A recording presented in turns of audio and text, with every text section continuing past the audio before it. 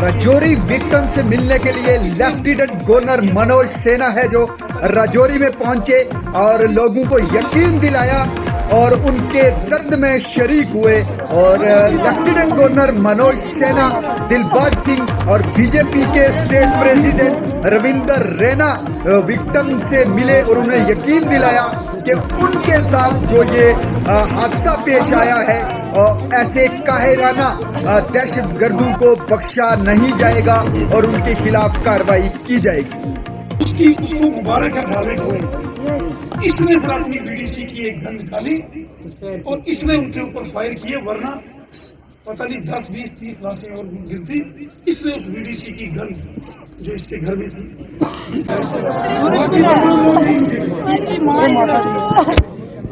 इस गांव के 15-20 लोग इसके भी नौजवान बच्चे इसकी मां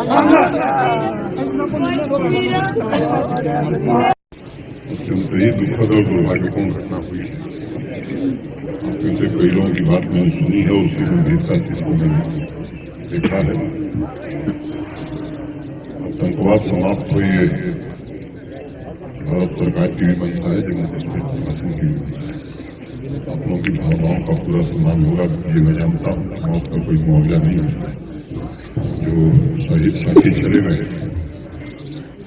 वो अपूर्णीय क्षति हुई है उनके परिवार में।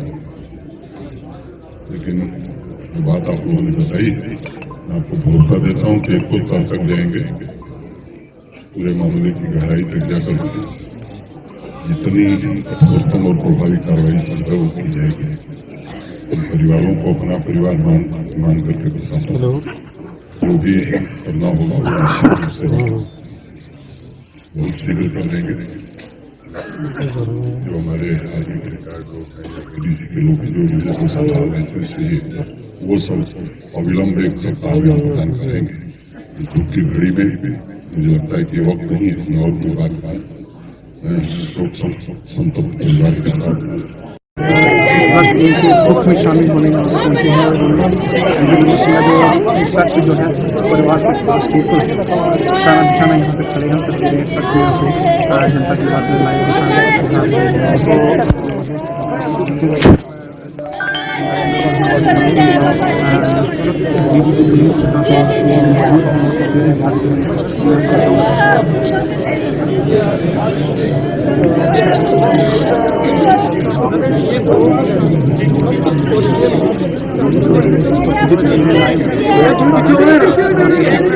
थोड़ा जब पीछे हो जाती है।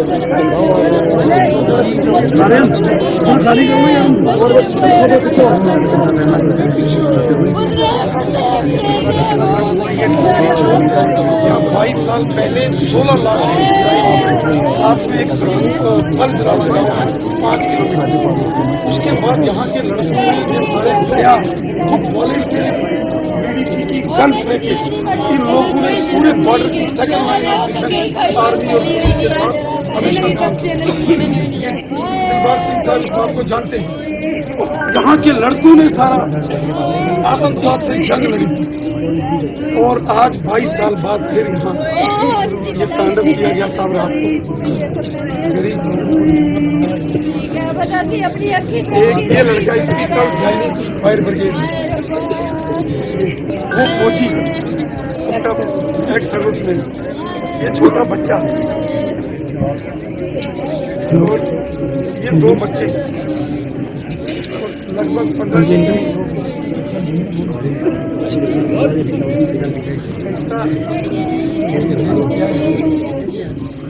और ये लोग यहाँ के मुसलमान वफादारी से काम किया, तिरंगा झंडा बुलंद रखा। 15 अगस्त 26 जनवरी ये चौक है।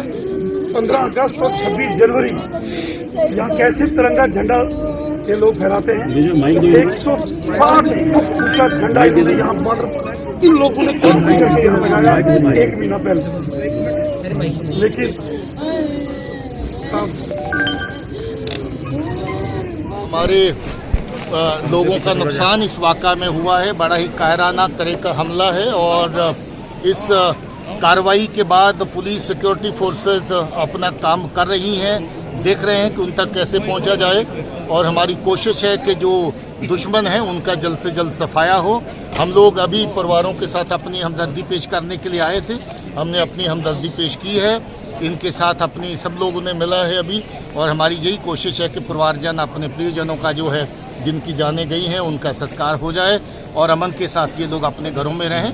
बाकी सुरक्षा की जितनी ज़रूरतें हैं उनको फिर से रिव्यू किया जाएगा और जहाँ जहाँ ज़रूरत है सुरक्षा की और भी जो है वो इंतजाम किए जाएंगे। सर सुबह एक इंसिडेंट इसी और अपडेट के साथ मैं फिर हाजिर हूँगा, तब तक अपने मेजबान एजाज कोहली को इजाजत दीजिए। अल्लाह हाफिज।